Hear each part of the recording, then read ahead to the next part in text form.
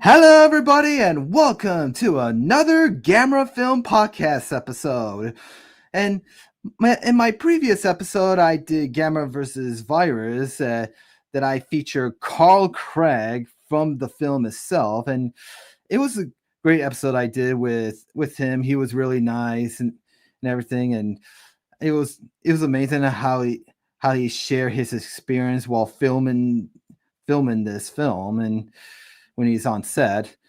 But in this episode, I will be talking about another Gamma film who is almost like versus Virus, almost related. It is Gamma versus Giant Evil Beast GUIRON, uh, or Gamma versus GUIRON for short. That's the actual title. And also known as the US title, Attack of the Monsters. And we have two special guests here for tonight, and they work together in one channel.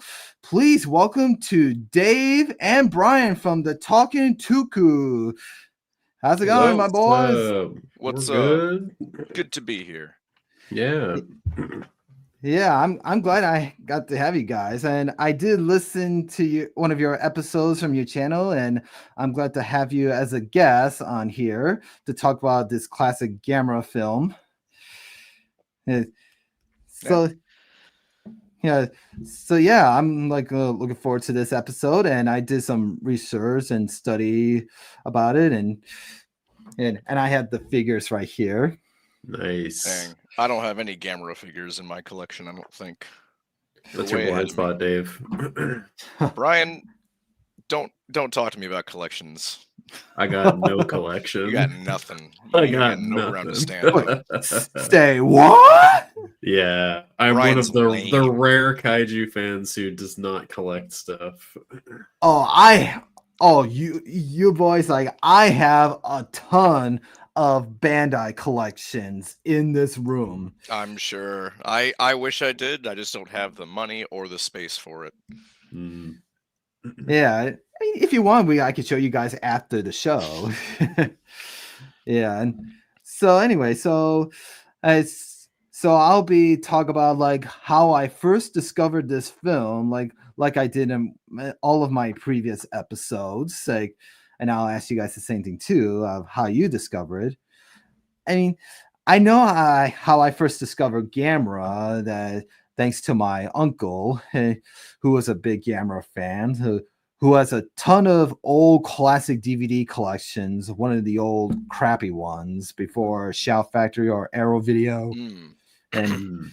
And he has this DVD collections of Gameras, and with the American title like War of the Monsters, Destroy All Planets, and of course Attack of the Monsters, which is that film we're talking about.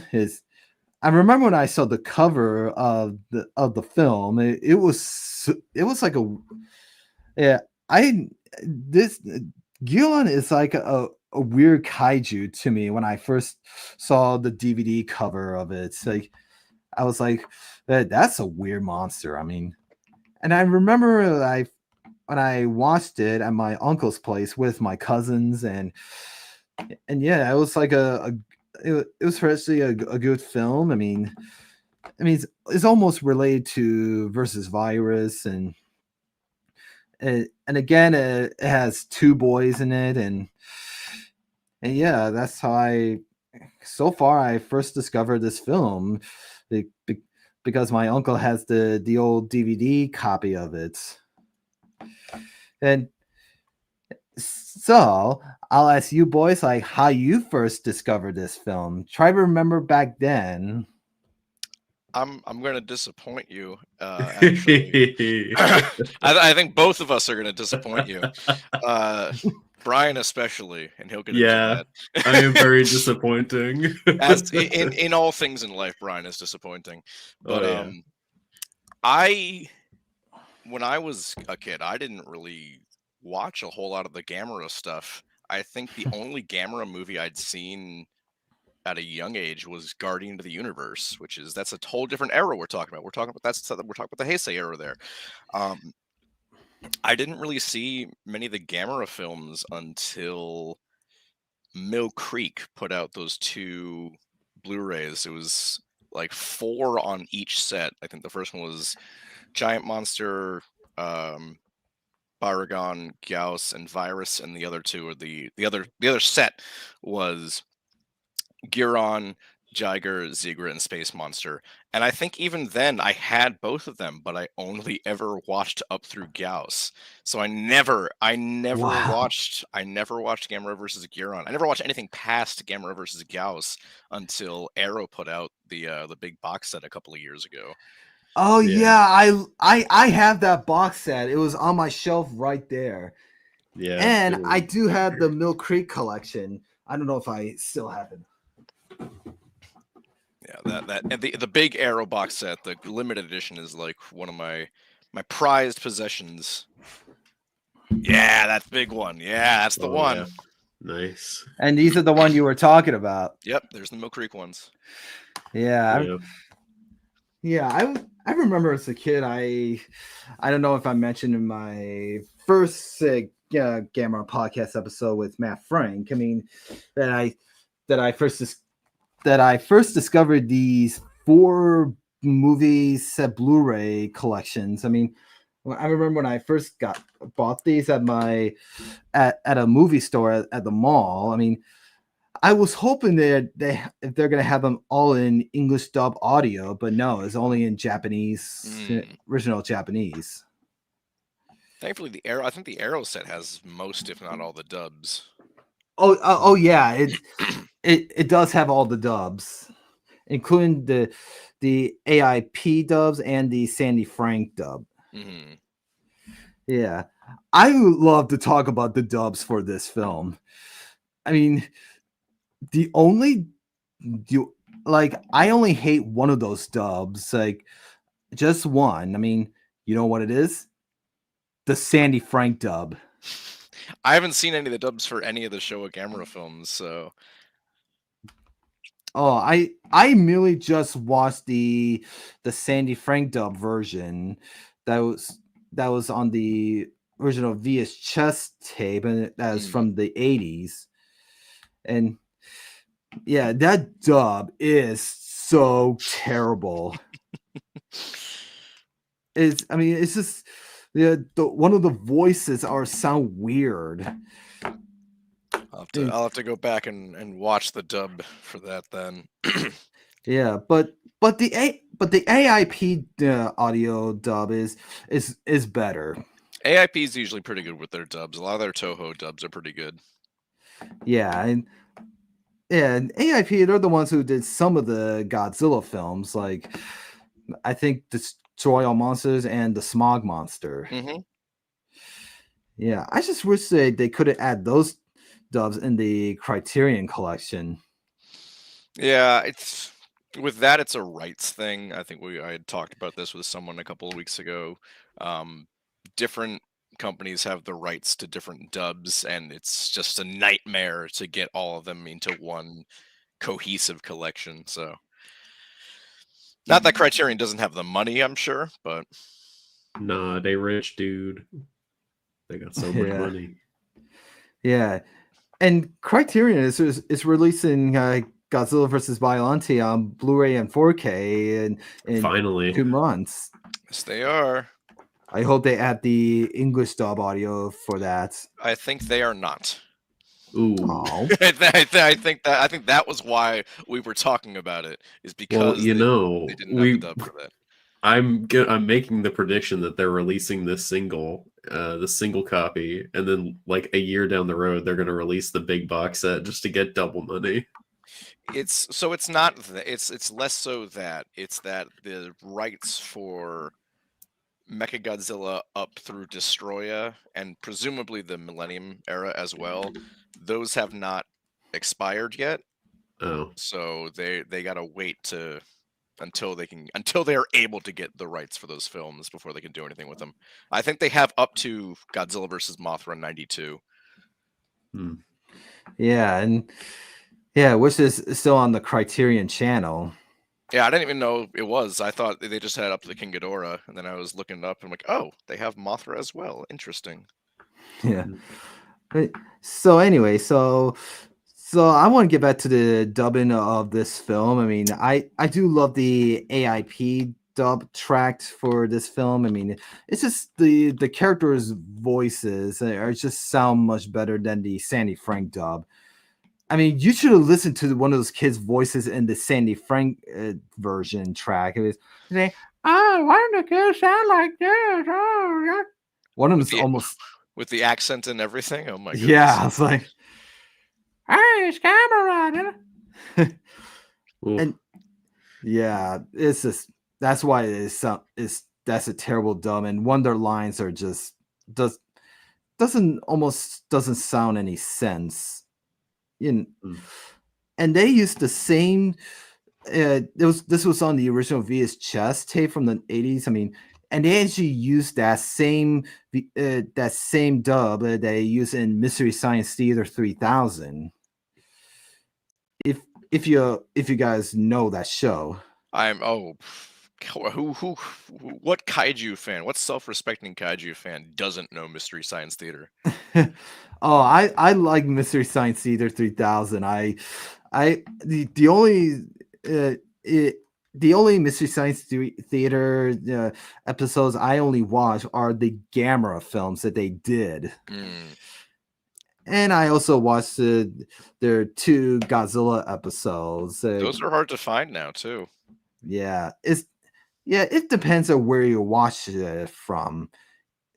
I know that Shout Factory channel doesn't have the 2 Godzilla episodes they did, and but at least Internet Active website, I bet it has those on there. Hmm. Yeah, I love the Mystery Science Theater Gamera episodes they did. They always mock them and it And and for sure, this out of all the Showa Gamera films, I think GUIRON is the one that fits most with Mystery Science Theater 3000. oh, Giron. Yes. Yeah, it does. It actually does fit, and I like. I remember one of their lines, like especially that one scene Giron's chop Gauss in many pieces. Like, Mhm. no stir flames for stir fry. Tastes like chicken. Yeah, it. So yeah, so I I noticed that Gauss is back in this film. If you know this is like the same Gauss suit that they use in Gamera versus Gauss. Ah, but it's a different character now. It's Space Gauss. Uh, Mm. yeah, they call him Space Gauss in the film, but and it is the same suit, but they were going to make a new suit, another kaiju suit for this film. It's apparently because of money budget they have left. So they decided to reuse Gauss and repaint it silver and name it Space Gauss. And Yeah, it's honestly, when I was watching it earlier, I thought it was kind of interesting that Gauss at this point is kind of become Gamera's the Ghidorah to Godzilla's. Sorry, how am I supposed to? How do I word this? How am I supposed to word this correctly? Uh, Gauss is Gamera's as Ghidorah is to Godzilla. So it's weird that we haven't seen the space variant of Gauss ever since 1969. Um, I don't know why, because I think you could do interesting things with that version of the character. And I think Brian and I talked a little bit about this when we reviewed Gamera Rebirth last year, in that two different things. A, you have a souped up version of Gauss at the end of that series as its final boss.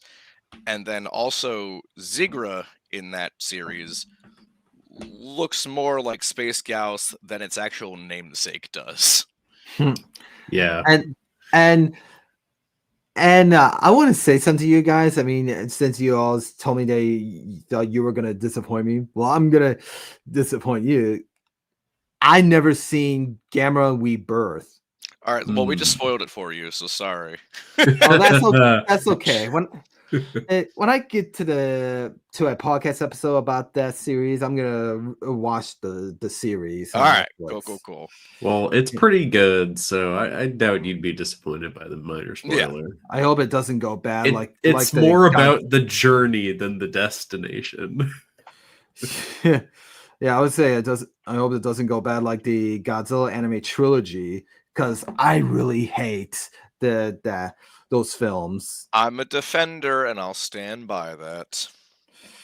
We Yeah, talking polygon or singular point? Yeah. What other trilogy of anime Godzilla films are there? Oh, Brian? I missed the word trilogy. I got confused. Come on, pay attention. I'm talking about the Monster Planet Oh yeah. trilogy.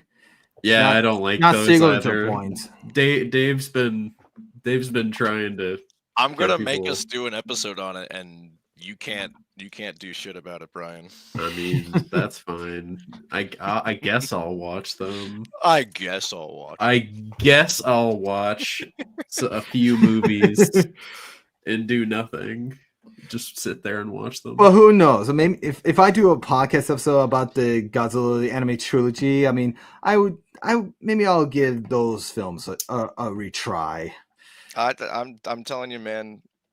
The people did not give them their due. I think they went into it expecting something else and were disappointed because they didn't get what they expected out of it. Conceptually, they're very cool.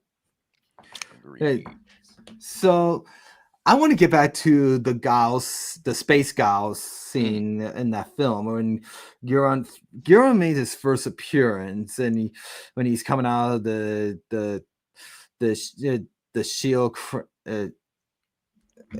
His hole in shed. the ground. His hole in the ground where he lives.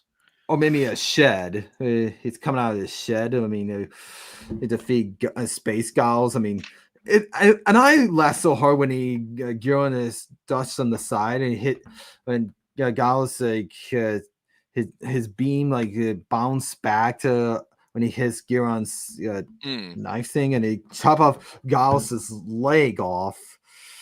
I was like when I was watching that scene with my cousins. I mean, my cousins were wondering is his leg gonna grow back like it like it did in the other film. I was like, I don't know, but I only watched the AIP cut version of the film, and it just shows Giron returning back to his shed. I mean, but when Shout Factory was releases on DVD, I mean, I didn't. First, I didn't bought the Shout Factory DVD versions. I bought the Milk Creek and the Arrow Video one. Mm-hmm. But before that, when I first discovered YouTube for the first time, when I was trying to find some clips from Gamera films, and I was so surprised that I saw a full scene that I didn't notice. That I didn't see in the almost the Attack of the Monster American version.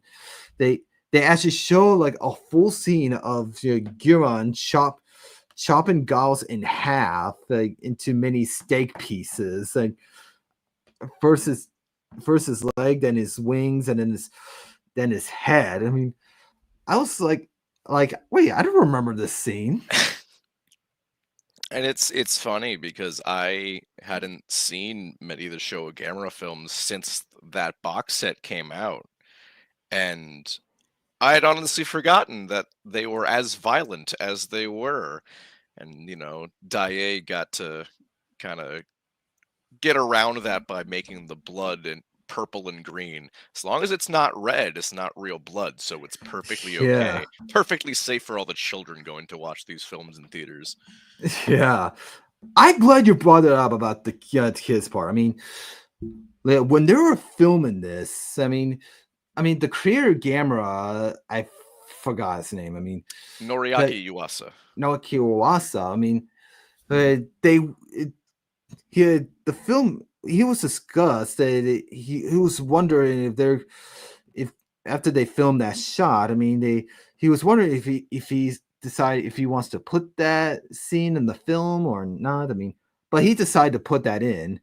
And after the film was released, he got many like reviews from the kids' parents when the kids saw this film about the scene when Giron chopped Gauss in pieces, and the parents told him that how the kids reacted to it.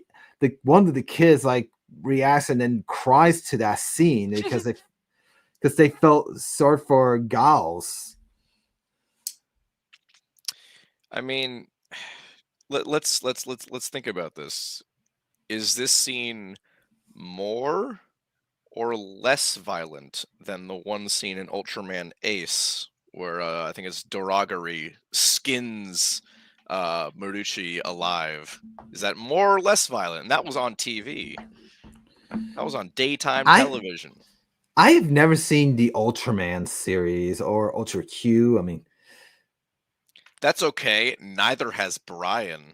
I've seen a few. I've seen Ultra Q. Come on, man. I only seen the one episode of Ultraman where he fights GUIRON. That is the Dilophosaurus version of Godzilla.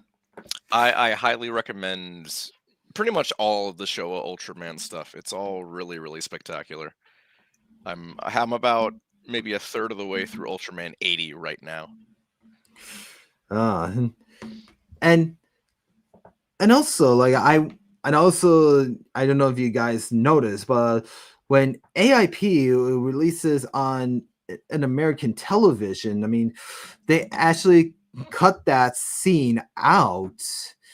The scene we were talking about, and so they cut that scene out in the US cut, but when Sandy Frank production released the full version of the film on VHS, I mean, first of all, some of the Gamera films by Sandy Frank, when they released this in America on VHS, they market these videos just for kids because it shows the Just for Kids logo, because the logo says Just for Kids.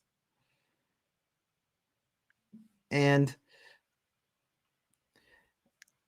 that was that they had the full like uncut version just dubbed. Yeah, it is the full cut version in dub, and and they added to the Sandy Frank VHS that's the company says Just for Kids.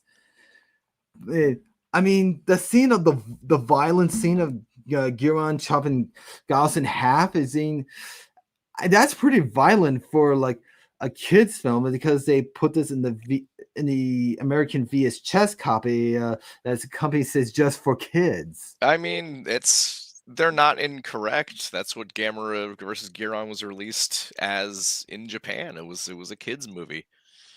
You know, they have the two main characters watching this all unfold are children themselves, and they're making jokes about it. It's all fine. Yeah. Who It's cares? kind of messed up, honestly. Like, yeah, in the movie. Do we think these kids are going to be traumatized later on in life? Maybe. I was just like, they're so jubilant for watching something that was alive being chopped up by a giant knife. Yeah. And one of the kids almost got his brain literally eaten, and he's like totally okay. Oh yeah, the brain. Yeah. They shaved that kid's head for real. That's so Dude, funny. that's what I was thinking this time. I don't even think I really like noticed it like the last time we watched this. Or the last time I watched this, I didn't notice like they shaved the kid's head, and I'm just like, damn. Nobuhiro Kashima. Nobuhiro Kashima is the actor who played Akio in this film. I wonder, is he around? Can we get him to a convention and ask him how it was getting his head shaved on screen? Did he agree to it, or was it? Did he agree to it? Was that in his contract? I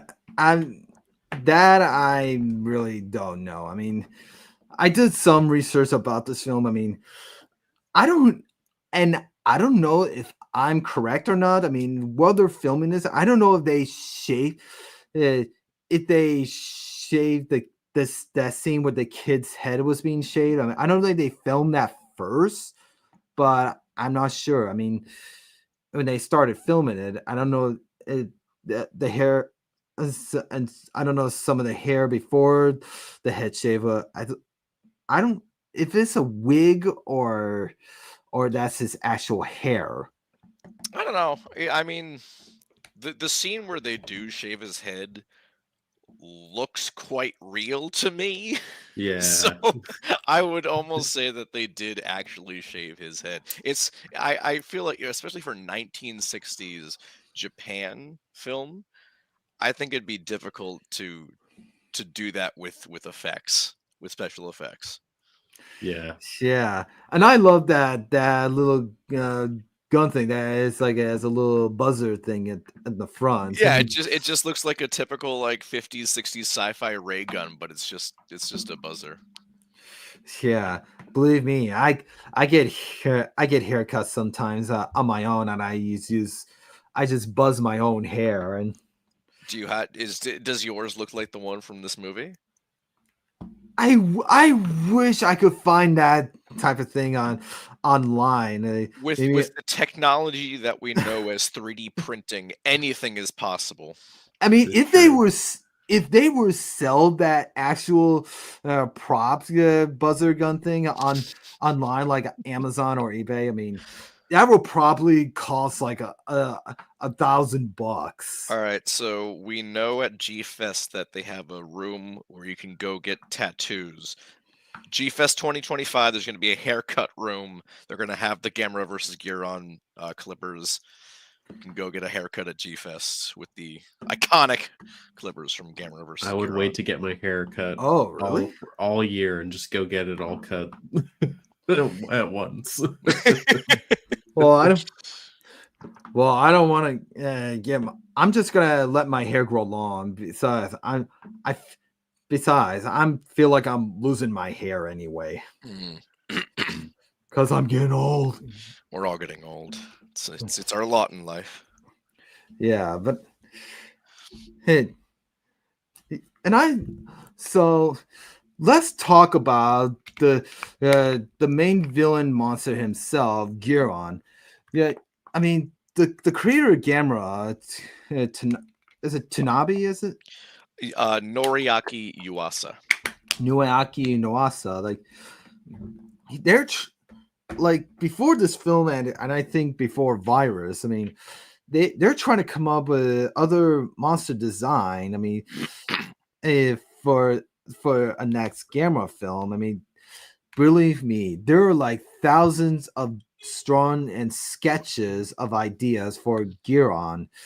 They they want to like is trying to come up with the idea like, well, first he had this idea they want to make a monster out of a weapon, and I mean you want to know how he come up with the final design of Giron?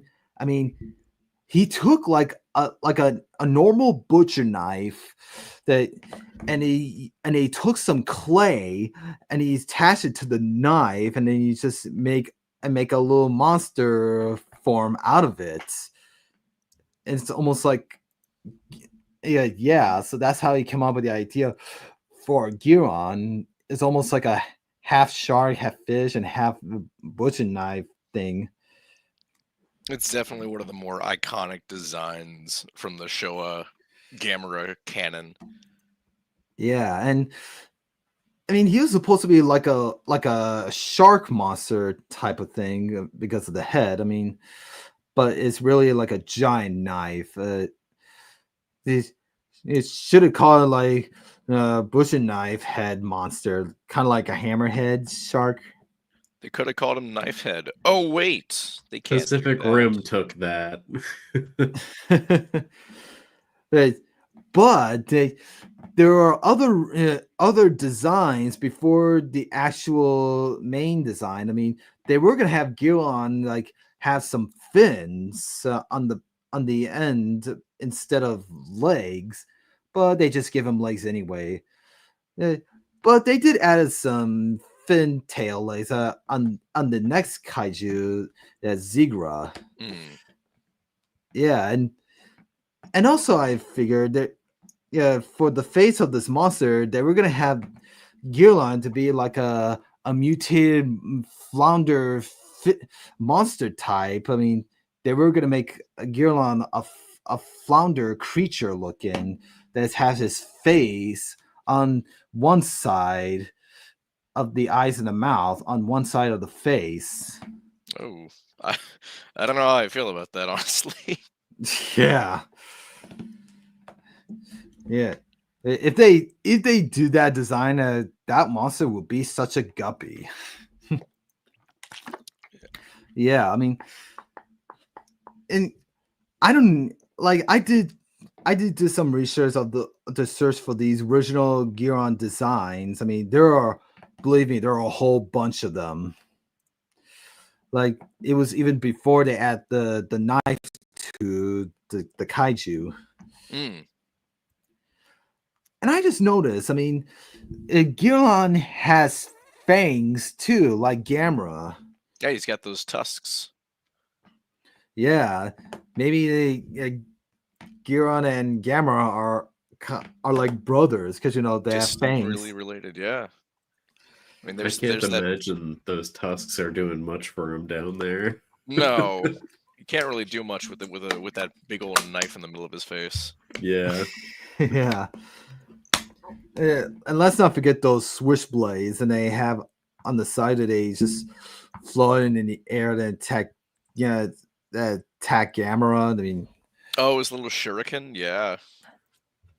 Yeah, those are so weird looking, like in the movie. They just Yeah. look so weird. I'm so used to them like just being an intrinsic part of his design that in the movie, when they first appear on his head, I didn't even realize what was happening because I just mentally I'm always picturing him with those, but I forgot that it's not always present on his design in the film unless he's using it. Yeah, I mean, these things came out of nowhere when they first appeared on his head. Like it's just magically appeared, and then I don't know if they is I don't know if they used those parts. Like I don't know if there was like two Gilon suits for this. I mean, I think like one is just normal and the other is just for the blades. I don't know. It may have just been. It looks like in some scenes, like there's a bit of prosthetic covering up where it would be, so it might just be like a little piece of green latex, basically covering it up when they're not in use. Yeah, and I noticed that Gilon's war sound effect that always makes me think of a grizzly bear sound effect, which is kind of sounds like a bear. Yeah, I can see that. Yeah, I could tell that it's actually a bear war effect on Gilon. And I know, I know that GAMERA's war is almost sounds like an elephant's war. I mean, but I'm not sure. I mean, most of it is almost like elephant's war for GAMERA, but yeah. But I couldn't tell for Baragon, Gauss, and Virus and other kaijus. That's the beauty of sound design. Yeah, and I don't. One thing I didn't notice, I mean, is in some scenes when the actor was inside the Gilon suit, and I know in some Godzilla films, like for Gigan and Megalon suits, I mean for the arms are like made of metal. I mean, but the actors when they're inside these suits and they have sometimes they have a hard time lifting up the arms because of the armor plates on the on the arms that make them so heavy. And I bet for Gilon is it's probably the heaviest suit because of the head. Does the head probably get some Yeah. neck problems? Really sore Yeah. neck. Probably would not be comfortable wearing that for any prolonged period of time. No. Yeah. I mean, as I understand it, kaiju suits in general are not very comfortable to wear for any amount of time. And Yeah, and quadrupedal ones are probably even worse. Yeah, because you're on your knees the whole time. Yeah. yeah, and yeah, and but the guy is more comfortable when the scene where Giron is just tossing like Gamera around, like when he was Giron was standing up, because it makes it more comfortable for the actor in the suit to do. That way he won't have to go down on four, and it's what the knife was like in front because it's so heavy. But when he was standing, he was actually fine with it because he actually balanced the knife on the head like straight up. I mean, Probably the only time he was standing upright the entire production. yeah. And let's not forget that one awkward scene when Gamera's fighting Giron. I mean, that one scene he was chopping Gamera's shell. I mean, his Gamera's head and arms just popped out and then goes back. Kind of gives it a more cartoonish moment there. And I mean, this one was definitely. I mean, we had already kind of gotten there with Gamera versus Virus the previous year, but this one is really like hammering home. Like, yes, this is a children's movie that we're going to go comical and comedic and goofy with it. yeah, I mean, of course they're just props. So when they use like little figures. I mean, yeah, I thought it was like a hilarious scene until Gamera's blood spread out. And yeah, and then one thing I noticed that when Gamera is like on top of a rock cliff, and then he just fell backward into a little pond in the lake or something. I mean, backwards. I mean, how did he like fell back when? How did he fell back in the water when he just got on top of the hill, and because that one shot before he fell in the lake, he was just standing up straight. I mean, but he decided to go in the lake and just heal his wounds. And Gamera spends more time outside of an atmosphere than he does inside of it, because he's in space for the first part, and then he spends most of his time on Terra underwater. He didn't get a whole lot of air this movie. Yeah. yeah, He was just kind of chilling out, like sleeping for most of the time, even when the kids were like begging him for help. yeah. Gamera! They had to like shoot something, and like a bunch of rocks fell in the water or something and hit him in the face. I loved that. Oh, when the rock fell on Gamera's chin, like yeah. I really got to shout out the literal Chekhov's dart gun in this movie. Because you see him use the dart gun. You see Tom use it on the police officer Kondo, I think his name is, and then he uses it later on and when they're trying to escape the prison. It's like, wow. Oh yeah, when literally a Chekhov's dart gun. That's so funny. Yeah, the one scene when Kondo like that scene when Tom like shoots his dart gun on the Kondo's like hanky, like it just the hanky just flew, and it's a powerful dart gun. I don't know how a kid got that. That seems not good for a kid to have something that Maybe powerful. they're just really sensitive buttons. Maybe. Yeah, when I watched the scene, I was like, "There's no way a dart gun can hold a handkerchief on a wall." I mean, why don't we have dart guns like that? All the Nerf guns we can get, they're not that good. It's been like 70 years or whatever. Why can't we have dart guns like that? Come on. Yeah, come on. Yeah, come on. It was but they just did that in the film. They probably just took a wire. Oh yeah, no. Yeah. Yeah, I love the part when Hondo's saying, if you boys misbehave, yeah, I'll shave your heads. Yeah, and then he gets his Akio head gets his head shaved. shaved. Yeah. It was Wow. foreshadowing. There's a lot of foreshadowing. Who would have thought? It's all coming together. Yeah, I mean that guy, he was also in the next Gamera film versus Jiger, and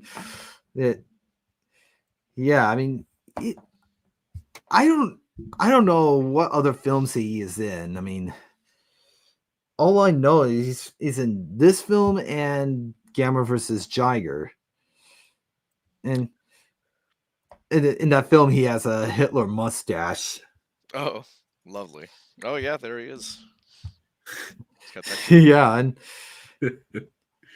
and these boys are just like they're kind of like the other boys from the previous film. I mean, and they did have American Boy in this one, like kind of like Carl Craig's character.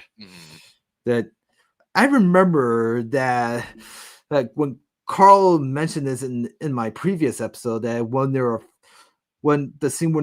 they actually filmed this in the cold temperature season. I mean, when they filmed the scene in the spaceship and in versus virus, and when they're filming this in this one same room that they're in the ship with the alien men, when they're filming this, it was actually very cold in that room. And I remember Carl said that if you watch one of those scenes carefully, you could see their breaths, like their fog breaths, some of their mouths, because it was so cold in the room. We can see that in this movie too, when Tomoko's taking Kon, and I can't remember Tom's mother's name. Susan, apparently that's her name. When she's taken them to where they saw the UFO, like you can see their breath in there, and so, yeah, and they're like not dressed warmly either. They're not in coats or anything. They're just in normal clothes. I'm like, these guys are probably very cold right now. Yeah, the scene where when the little girl is trying to show them where the spaceship was. I didn't notice that scene where I see their breaths. And I bet when that one scene when the kids are in the donuts, some powdered donuts, and the alien girls put sleeping powder on it, and they felt conscious on the floor. I mean, I bet they have the same experience that Carl Craig did. I mean, when they brought the two boys in the ship in virus. I mean, in that film, you can see Carl has his hand on. He laid his head on his hand because the floor was so filthy. Ugh, gross. Yeah, that is gross. You'd think they'd clean it for filming. Yeah. Nah, just adds to the realism. And I bet I guess so. Yeah. World building, Brian. Yeah, and I bet Tom, like the kid who played Tom in this film, had some like it had the same experience of that too that Carl had, but except he felt conscious against the cushion. I mean, where they're in the donuts. I mean, that was some strong sleeping powder, because usually when you get dosed with some sleeping powder, it's a gradual descent into unconsciousness, but this was just like immediate out. I also liked when Tom goes to check on Akio, because Akio passes out first. When Tom passes out, he's leaning forward, and then when he passes out, he leans back and then falls over. Like, why wouldn't he have just fallen forward onto Tom? He realized he was passing out, so he saved himself. I need to be a little more comfortable for when I'm knocked out. Yeah. Sleeping I upright guess, is good for your back. Exactly. yeah, and those donuts that they're in, they look so good. I They mean, do look really good. They looked really good. I was like, they kind of dang. look like the flour powder donuts that you saw in one of those in groceries, like one of those Hostess ones. I mean, Mhm. they look almost identical to those. And I I mean, understand why they were craving those more than anything. yeah, I mean, I would be too. yeah, why not the boys get Dunkin' Donuts instead? I don't know. Do they have Dunkin' Donuts in Japan? Probably. At this Mm, point, probably. yeah, I don't think Dunkin' Donuts exists in the 60s back No, I don't then. think so. Yeah, I don't think it. Oh, actually, that's a good question. I want to look that up. Wait, hold on. What? Hold on. Did I just see what I think I just saw? What?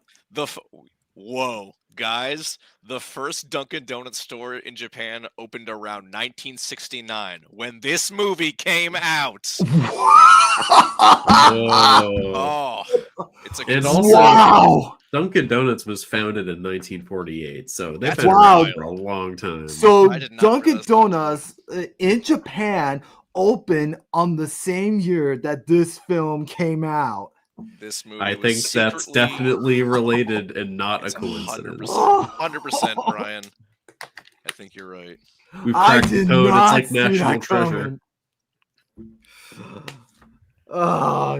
No wonder that they picked donuts in this film. Was it stealth marketing?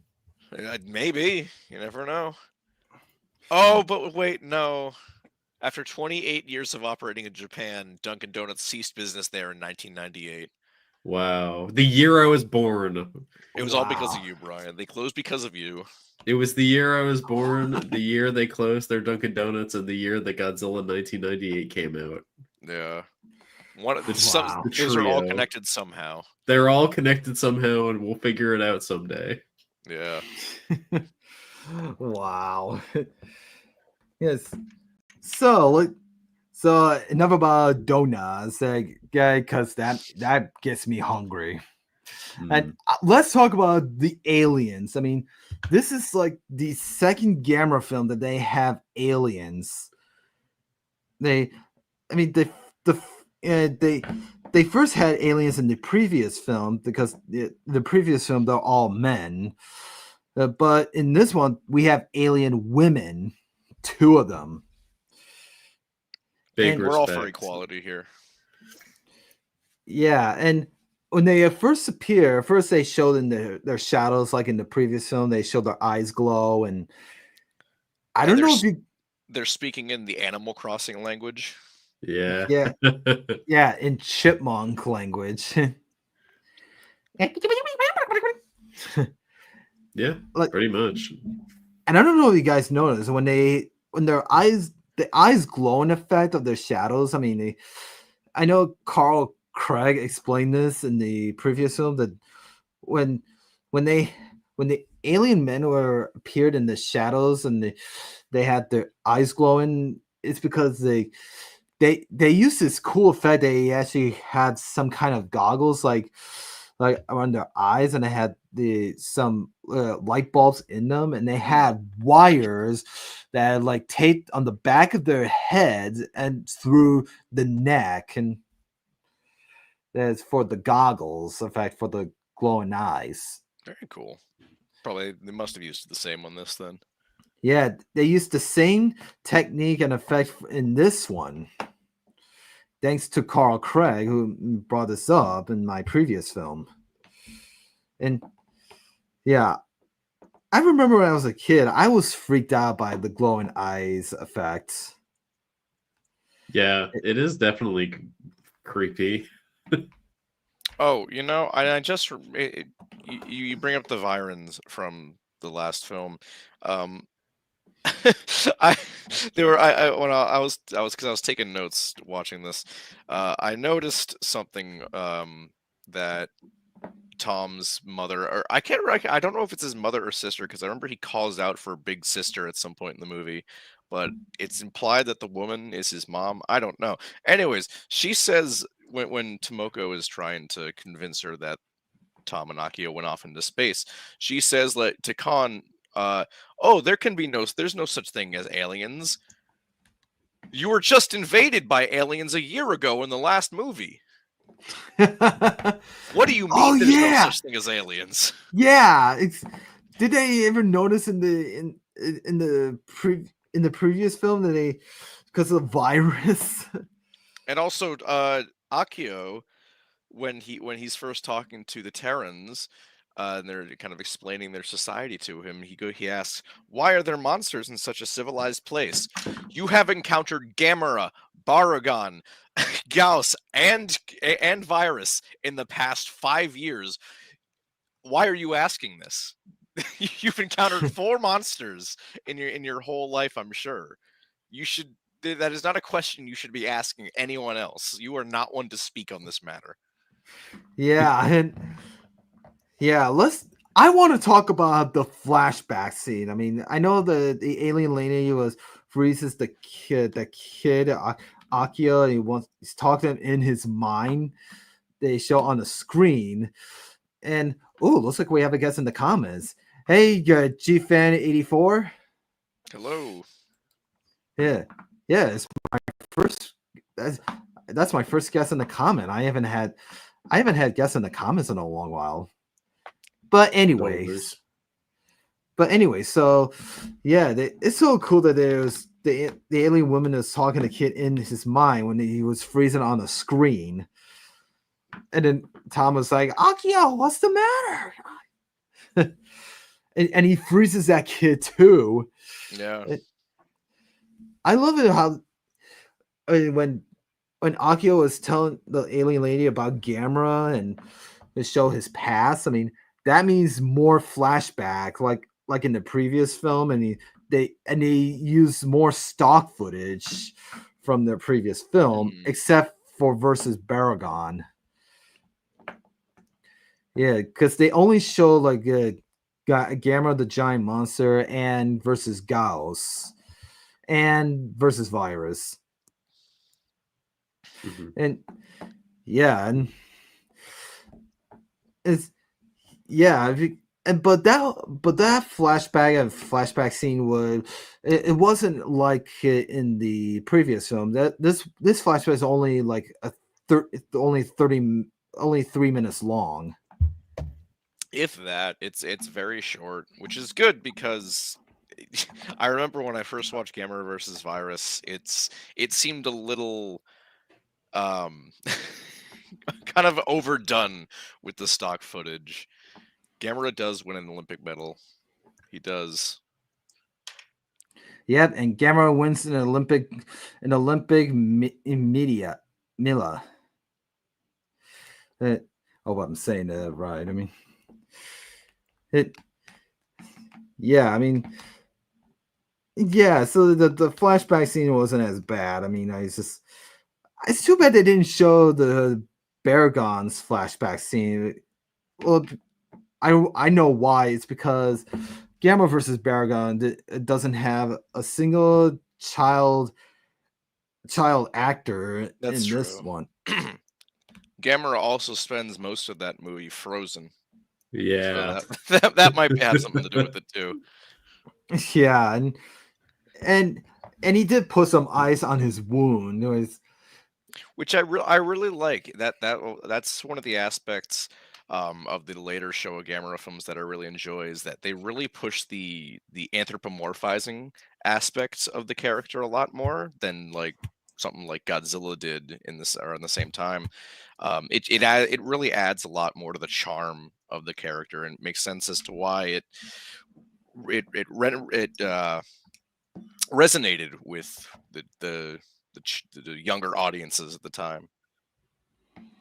Yeah. I mean, I was like, is there even ice on that planet? I mean, I forgot what that planet's called when the boys are on. It's called Terra. Terra. It's the mirror Earth. Yeah, and the alien women, the reason they brought those boys on their planet, I mean, first they were nice to the boys, and then then later we discover there are cannibals. They want to eat the kids' brains. Yeah, but they just want to eat their brains for the knowledge. It's perfectly fine. Wow. They just want to learn about Earth, man. What's so wrong about that? I mean, that is it's just wrong. I mean, they look like human women, but I bet they're just aliens in disguise. I mean, I'm sure. hope they're not like Virus in the previous one. And yeah, maybe they're mini Gilon minis. Oh god. Yeah, imagine that's a terrifying thought. Yeah, imagine if the women's heads were off, and then the knife just sticking out of the neck, and then it shows Gilon's two babies in disguise. See, GFan84 understands. They understand what I'm talking about.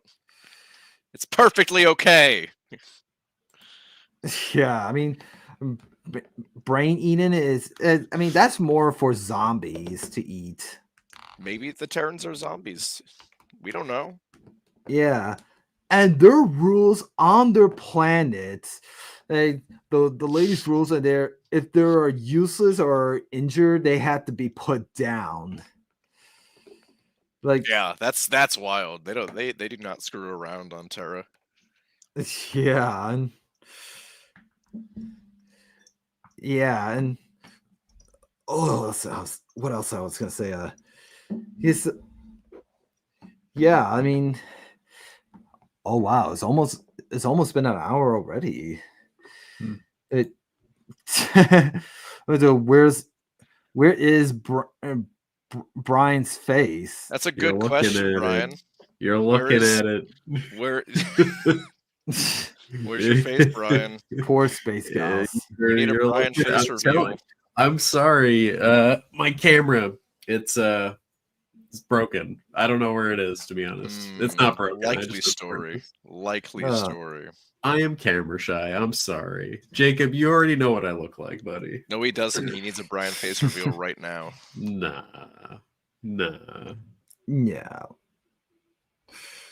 And the one thing I do notice, I mean, I know in the previous film, and the alien virus men, like after they capture the boys, they just let them roam around, and then, like I said, this film is kind of like the previous film. I mean, like the two boys from Virus, they ask for food, and it like sandwiches and all that. I mean, but in this film, it's kind of like that, but with the donuts, but the lady served them, and also I was gonna bring up, like, when after the spaceman captures the boys, they just let them roam around in the spaceship, and then but the women, but in this film, when the boys just hanging out with the women, I mean, and then later they put them down in these with sleeping powder, and then later they got up from unconscious, and then the two women captures them, and they just put them in the cells. It's kind of like in Virus, and after the two boys pull out that guy's arm in Virus. Yeah, it's been a while since I've seen Virus, so I'll take your word for it. But yeah, and also one of my do you guys want to talk about this hilarious scene when Gamera has his final fights with GUIRON? I mean, and when Gamera was flying, he just grabs like a little pole that's attached to those two towers. Yeah, I mean, that's when he wins the Olympic medal that Kaiju United was talking about. Jurassic Park 2 reference. Yeah. Wait, yeah, from Jurassic Park. Yeah, the Lost Kelly. World, where Lost World. Kelly's a gymnast. and then when she's trying to get away Oh from the yeah, raptor, now I know she what you're talking about. Yeah. she does she kicks the raptor after doing a bunch of flips on the whatever. Brian, this is the second time in as many weeks that we've made a Jurassic Park reference in regards to a I totally know unrelated it follows movie. us wherever we go. But it's specifically the Lost World this time. Maybe this is the universe telling us to do an episode on it. Maybe. Yeah. Maybe. Which reminds me, I was thinking about doing a Jurassic Park podcast episode someday in the future. I mean, but who knows? Maybe you two will be my guests on there. Maybe. Maybe with the other guests. But who knows? Well, then, if that's the case, we'll be here for like 5 hours because it's very difficult to get us to shut up about Jurassic Park. Anyway, so back to I'm not kidding. So back to the that Olympic flip thing scene. I mean, I have no idea how GAMERA does that. I mean,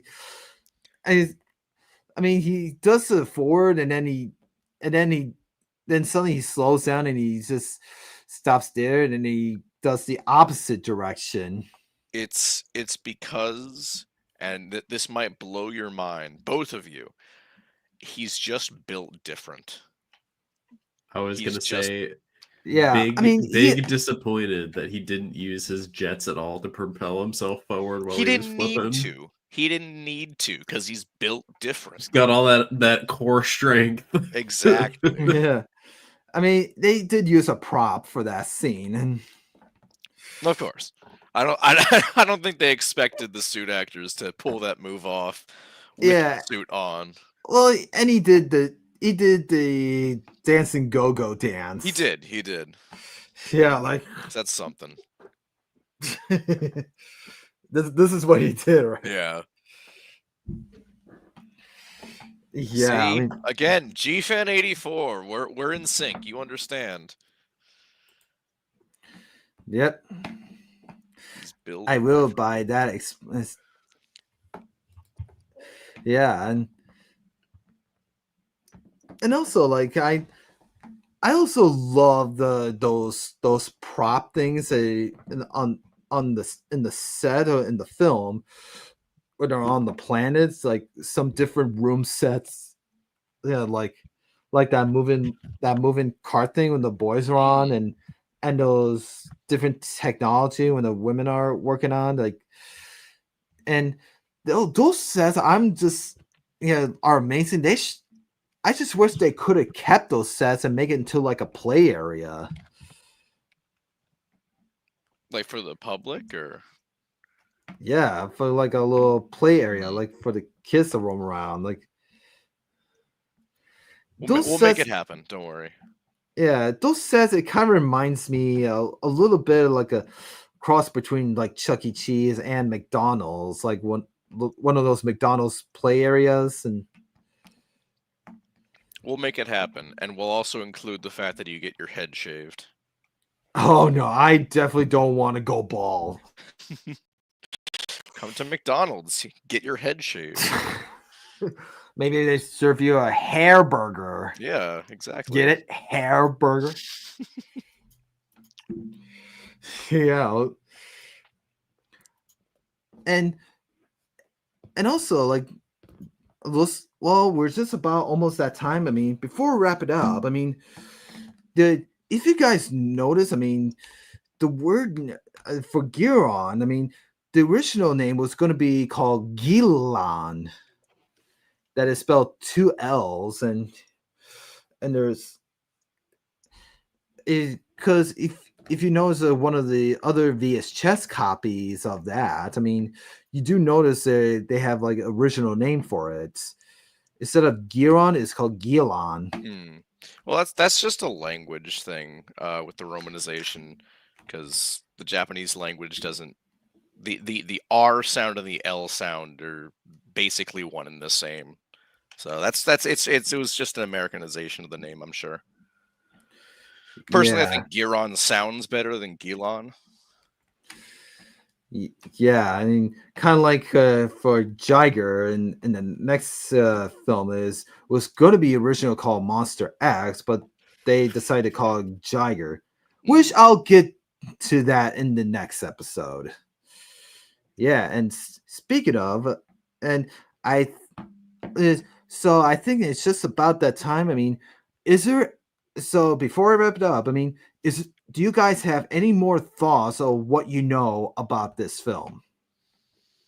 I don't know a whole lot of behind the scenes stuff, unfortunately. That seems like your forte more than ours, but Yeah. I just watch them. I know some behind the scenes stuff for like Godzilla mainly, but I know that I know that the water on Terra looked like lemon lime Gatorade. Oh, it did. Oh yeah, the lake scene where they. I don't know if that's a behind the scenes fact, but it was just an observation. Yeah, I just noticed that the lake color when the camera is coming out of the lake. I mean, the water is all like yellow greenish looking. Looked like Gatorade. I'm like, dang, and I'm also thirsty the now. effect where the water is played in reverse, it made me sick. Did it? I mean, they reversed the film. Yeah. I know. I don't know what it was. I just looked at it and it just made me feel wrong.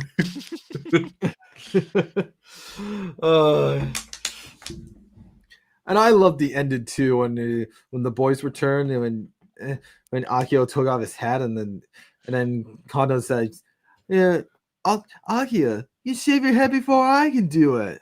Oh, in the scene where Akio speaks the lesson of the film straight into the camera just to make sure you understood what the movie was about. Yeah. That was Yeah, that scene. Yes. Well, I think that is just about that time, guys. I mean, I just want to say to you, Dave and Brian, and thank you so much for joining me, and hopefully I'll have you guys again on my show someday in the future. This was fun. Thank you for having us. Yeah, this was a lot of fun. Yeah, maybe when I do a Jurassic Park podcast episode, I'll have you guys on it.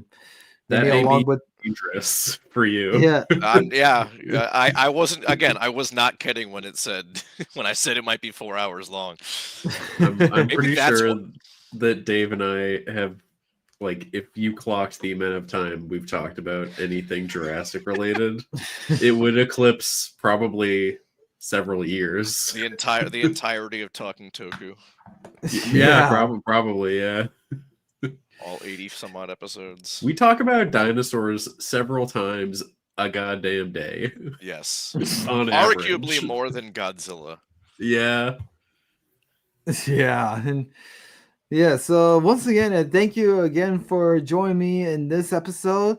So my next GAMERA episode will be GAMERA versus GUIRON, also known as the US title Godzilla GAMERA versus Monster X. I don't know, why they changed the name in the American version. I don't know. Well, hey, that's for something for you to look up. You're the behind the scenes guy. You got to find that out before the next episode. Yep. And yeah, so thanks you guys for joining us. And so until next time, as I say in Japanese for goodbye, sayonara.